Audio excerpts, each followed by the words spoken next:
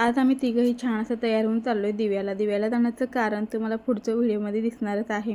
तर आम्ही दुपारी निघालो होतो 3:30 वाजता. तर 4 वाजता आम्हाला तिथं पोहोचायचं होतं. तर इथं वाटेत स्वामी महाराजांचं दर्शनही झालं. शेळपाड्याला थोडंसं ट्रॅफिक लागलं, त्यामुळे आम्हाला घरी पोहोचेपर्यंत 4:15 झाले होते. येईपर्यंत काकूने सगळी तयारी करून ठेवली होती. माझी दिव्याला काकू राहते आणि माझ्या काकूच्या मुलगीलाच म्हणजे माझ्या चुलत बहिणीला मुलगा झाला आणि त्याचा आज नामकरण सोहळा होता. घरच्या घरी आणि गलीतल्या 4 बायकांना बोलवून साधासुद्धा नामकरण सोहळा होता, बारसं होतं.